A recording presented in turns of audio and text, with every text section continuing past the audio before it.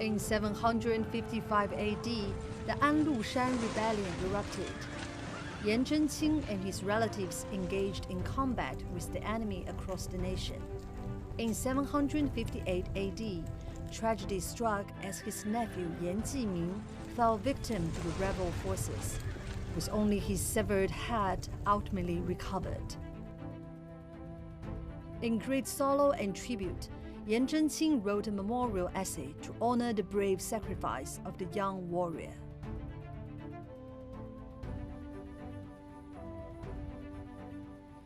叔父，吃一口吧，饭又凉了。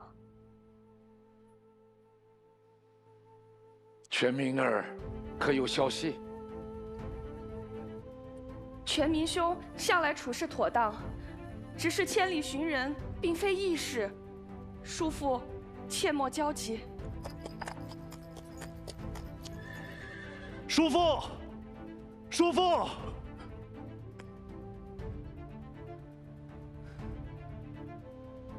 全明，你可把他带回来了？世手难全，只有……墨儿，你先去。是。你快说，你刚才说只是什么？没有尸身，只有头颅。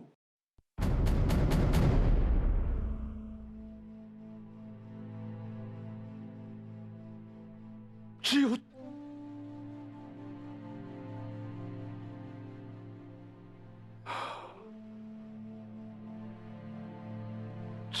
头。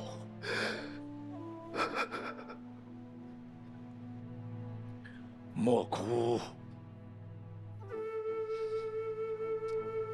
季明是为国捐躯，死得其所。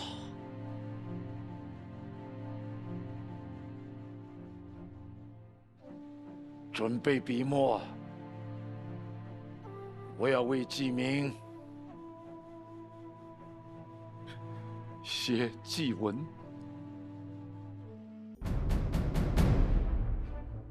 During the rebellion, the young Yan Zhenqing was entrusted with the important task of delivering a message to Yan Zhenqing. Unfortunately, Yan Zhenqing was captured by the rebel forces.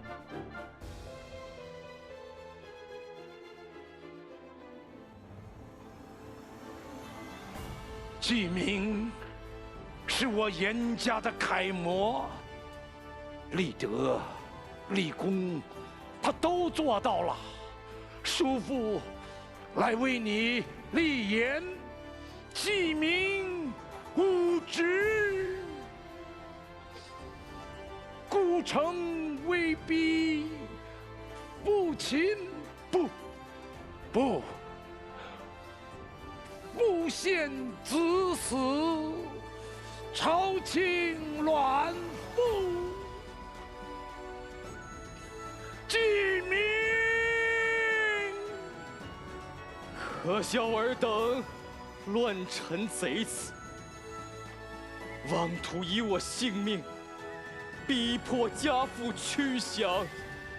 天不悔祸，谁为荼毒？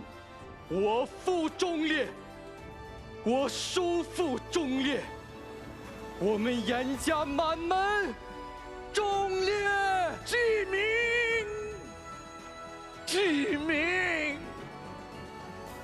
季明谨记家训，志在圣贤。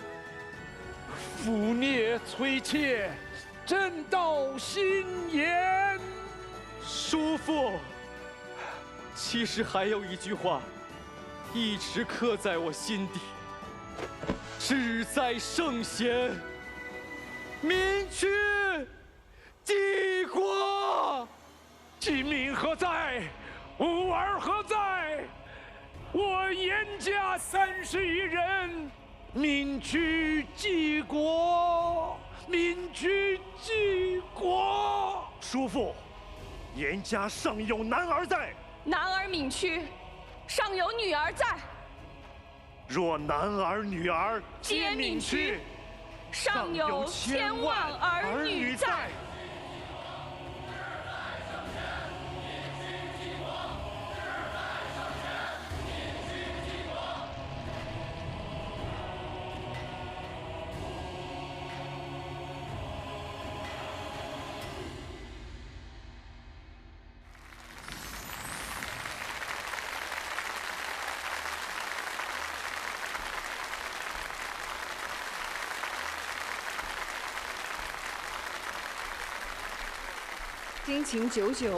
I'm deeply moved by the performance. Now let's take a look at the manuscript. There are numerous revisions in it, giving it the appearance of a sorrowful indictment. 这件作品，我想 This work is greatly revered by those with a deep appreciation for calligraphy and a certain level of expertise in that field. Within the historical context of calligraphy, it belongs to a category known as the three running script masterpieces. While it occupies the second position, many argue that it should be ranked first. Professor Meng, as an expert in Tang Dynasty history, could you please give us an overview of the social context during that era? The historical context takes us to the pivotal An Lushan Rebellion, which reshaped the fate of the Tang Dynasty and had a deep impact on ancient Chinese history. In 755, An Lushan, commanding the entire Hebei region, launched a sudden revolt, resulting in the surrender of all 24 Hebei counties. Emperor Xuanzong was bewildered by the absence of loyalists among them. Yet there was one, Yan Zhenqing.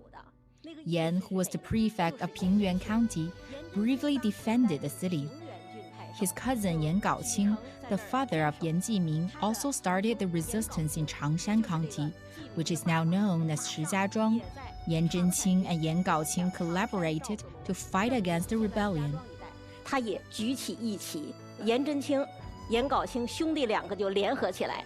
During this period, Yan Jiming, the younger brother, served as a junior transportation officer. Following the reclaiming of Changshan County, the situation underwent a significant transformation.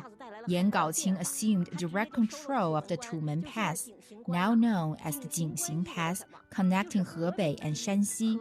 An Lushan swiftly launched a counterattack, sending Shi Siming to oversee it. When Shi Siming arrived, the Tang Dynasty's prospects had already improved, with 17 of 24 counties reclaimed. At that moment, successfully supporting Yan Gaoqing and defending Changshan could have changed the fate of the Tang Dynasty. 肯帮一帮长山的话，继续守住这个地方，唐朝后来的形势不至于那么坏。 However, Wang Chengye, the Taiyuan magistrate, insisted on claiming credit for opening the Jingxing Pass himself and refused to help. In the eulogy, this situation is aptly captured in the phrase, "A disloyal official failed to provide aid, leading to the besiegement and submission of the defenseless city." Only 8 days had passed since Yan Gaoqing initiated his uprising, and his preparations were inadequate. Shi Siming, a formidable general, captured 2 nephews of Yan Zhenqing, including Yan Jiming, using them to pressure Yan Gaoqing to surrender. But Yan Gaoqing resolutely refused, even at the cost of his son's life. Yan Jiming thus became the first family member to be executed.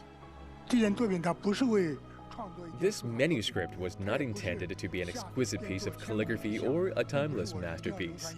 Its purpose was not to be reviewed and passed down through generations as a famous work. Instead, it was written with a heart filled with sorrow, blood, and tears. Towards the end, Yan Zhenqing could barely form a coherent character. However, he was completely immersed in his writing, losing himself in an overwhelming sense of sadness.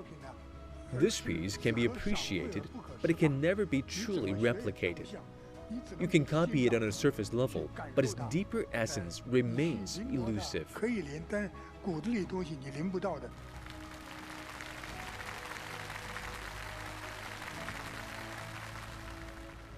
我们看常山做郡的那个郡。 As we examine the characters Jun, Cheng and Zhi, we notice that each stroke is fully extended. This characteristic is consistent throughout the entire piece, resulting in a profoundly three-dimensional and expressive calligraphic style. It exemplifies a noteworthy aspect of ancient Chinese calligraphy, the ability to adapt to varying circumstances and employ the techniques honed through extensive practice. 已经烂熟于手，那么在临机应变的过程中，全部可以激发。 Now is time for the writing session. What will be our practice content for today? To better understand and appreciate the dignified and majestic style of Yan Zhenqing's calligraphy, we will be honing our skills by transcribing the Yan family temple stele.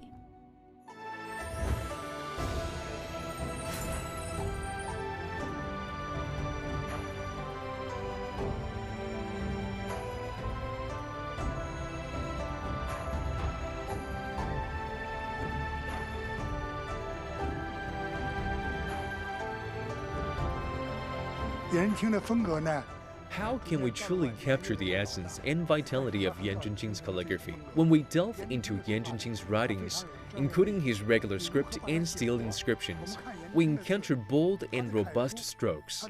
However, in his draft of a Requiem to My Nephew and Contending for a Seat, there's an element of lightness within the heaviness.